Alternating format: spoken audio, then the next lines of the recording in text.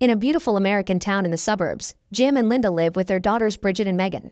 They have a beautiful life together, although lately things have become tense because Jim is constantly out on business trips.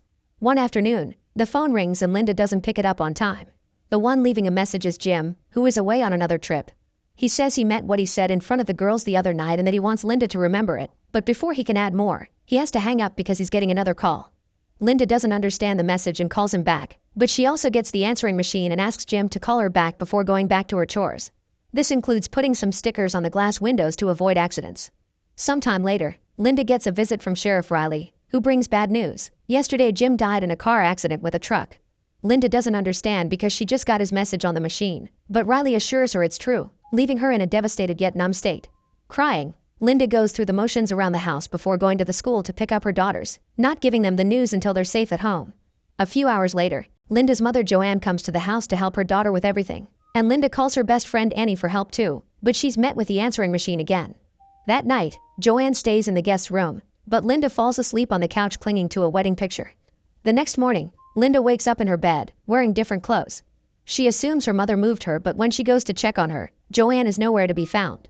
When she hears some noises, Linda goes downstairs, and she's shocked to find Jim casually having breakfast as usual. Linda feels rather awkward because if it was all a dream it felt incredibly real, but obviously this is better. After dropping the girls at school, Linda checks the answering machine, but it doesn't have any messages. When she goes out to the grocery store, she's so distracted that she almost hits another car.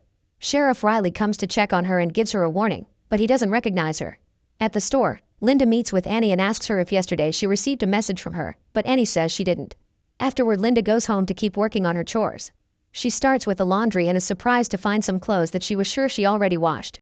Then when she goes to the garden to hang the clothes, she accidentally trips on a toy and falls on top of a dead crow, which covers her in blood. Feeling disgusted, Linda rushes to wash her hands and throw the crow in the trash. Later during dinner and bedtime, Linda can't stop staring at Jim, not believing he is real. The following morning, Linda wakes up alone in bed wearing Jim's shirt. She discovers many details that confuse her further. There's a bottle of wine on her night table. All the mirrors around the house are covered with blankets, and there's a bottle of medicine in the kitchen sink. To make matters worse, when she goes downstairs, she discovers Joanne and Annie are handling Jim's funeral. Linda freaks out because she swears there's something wrong and nobody understands when she says Jim is alive, so she ignores her friend's worry and goes looking for their daughters. The girls are in the garden, and when Linda checks on them, she's disturbed to discover Bridget has her face covered with scars, although Megan still thinks she's the most beautiful princess. Bridget wants to know what it was like when Jim died, and when Linda answers she doesn't know because she wasn't there, Bridget wonders how they can know he's dead then. Later, when the hearse arrives at the graveyard, Linda demands to be allowed to look at the body. The funeral workers don't want to open the coffin because Jim got hurt badly in the accident, and Linda begins arguing with them because it's her right to see.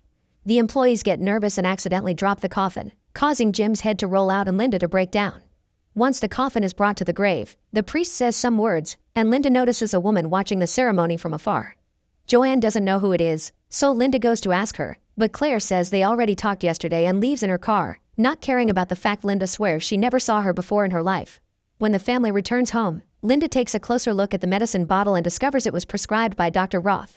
Linda looks for him in the yellow pages and finds the corresponding page was torn off, but when she's about to give up, she looks away and discovers the missing page is in the trash. Linda tries to call Roth's office, but it's already closed for the day. In the evening, the family receives a weird visit. Linda doesn't recognize him, but this is Dr. Roth, who is here with Riley to take Linda away under the suspicion she hurt Bridget on purpose. Joanne begs her daughter to explain how Bridget got those scares, but Joanne doesn't remember and begins freaking out at the accusation. A bunch of nurses grab her by force and take her away in an ambulance. Moments later at the hospital, Linda is left tied to a bench and she gets to overhear Roth telling Riley that Linda came to see him on Wednesday and she already knew her husband would die. This makes Riley think Jim's death may not have been an accident after all. Afterward, Roth puts Linda to sleep with an injection, ignoring her pleas for mercy. The next morning, Linda wakes up in her house again. Noises from the bathroom indicate Jim's back, and Linda rushes to cling to him under the shower, not caring if she gets wet too. When the girls wake up, Linda discovers the scars are gone and calls them both her beautiful princesses. Sometime later, she feels a weird smell coming from the trash can and discovers the dead crow is still there, decomposing as if weeks had passed. This makes her nervous, so she rushes inside to find the page with Roth's number, only to find it still intact inside the book. Moments later, Linda goes to see Roth, who doesn't recognize her. She tells him all about the visions she's been having, and after he checks for any possible mental illness, Roth prescribes the same medicine Linda has seen on her sink. Afterward, she goes to see Jim at his office to ask him why he doesn't spend more time at home. She wants to go away with him and the girls and to have a proper talk with her husband, but Jim has a meeting to attend. At that moment, Claire shows up and introduces herself to Linda as if she didn't know her. Then she takes Jim to the meeting. Watching them together makes Linda realize Jim is cheating on her. Later at home, Linda decides to throw the medicine in the sink. Suddenly a storm hits the area and Linda asks her daughters to help her bring the laundry inside. Bridget runs without paying attention and ends up crashing against the glass window, getting her whole body hurt. Linda immediately takes Bridget to the hospital and is shortly joined by Jim, who promises everything is going to be fine. In the evening, Bridget is allowed to go home. She's healthy but her face is full of scars. Linda covers all the mirrors of the house so Bridget can't see herself, and tells both of her daughters they're beautiful princesses. Afterward, Linda goes to check on Jim, who is in a bad mood. He wonders why Linda didn't put the stickers on the windows like she promised, and Linda explains that she thought she did.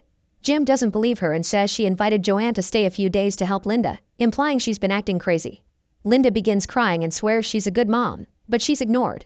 Sometime later, Linda finds the yellow page in her pocket and throws it in the trash. This makes her realize she's been living through all the things that she saw in those weird dreams, which means she's been having visions of the future and she can use this information to impact the present. She grabs some pen and paper and draws a timeline with all the things she knows, coming to the conclusion Jim will die in this timeline during her next business trip. This prompts Linda to ask Jim not to go on that trip, but Jim disagrees, pointing out that their relationship needs some space. The next morning, Linda wakes up on the couch, and Joanne is still around the house. Linda finds the timeline she made and adds more information, realizing Claire is another contradicting point she needs to clarify. After leaving the girls with Joanne, Linda goes to see Claire and confirms that she was having an affair with Jim. Then she goes to see Annie to share how upset she's about the whole deal, but she also wonders if it was a good thing that the accident happened because Jim's affair could have destroyed the family. A few hours later, Linda goes to the bank to confirm the mortgage and her daughter's education have been taken care of. Jim also left her an annuity. To her surprise, the banker says Jim was here before he left on the trip, looking very nervous and wanting to be sure his family would be fine without him. Next, Linda goes to watch the local lake for a moment of peace, and a man that lives nearby tells her this is the perfect place to move to when you need to start over. Lastly, she goes to make the arrangements for Jim's funeral. In the evening, Linda goes to bed with wine and Jim's shirt. When Joanne checks on her, Linda asks if letting Jim die is the same as killing him, but Joanne doesn't understand the question. The next morning, Linda wakes up with Jim and tells him to spend the day with the girls in the park. Meanwhile, she goes to see Father Kennedy to share her situation. Kennedy tells her about many cases of unexplained phenomena in history and how they were seen as dangers of the faithless because they came from people who lost their faith and were desperate. In Kennedy's opinion, Linda needs to concentrate on what's important in her life and fight for it, but Linda doesn't know what she's fighting for. Next, Linda goes to mile 220, where Jim's accident is supposed to happen. All the visions she's been having rush to her mind and distract her to the point she doesn't see a car coming, but luckily she moves away just in time. In the evening, when the girls are about to go to bed, Linda demands Jim tell them he loves them. Jim promises he loves his daughters and his wife more than everything else in the world. Then Linda goes outside to catch some fresh air, and when Jim comes to check on her, an argument ensues. Linda wants things to be like in the old times, but Jim's sure he's giving the family everything and can't understand what she wants. All of a sudden, lightning strikes a power line and kills the crow that Linda would find later in the timeline. The couple runs back inside and Linda apologizes to Jim for her behavior, then the two of them get frisky. When they're done, Linda confesses she's dreamed about Jim's death, but Jim promises everything's going to be fine and it was just a dream. The next morning, Linda wakes up and panics when she doesn't see Jim.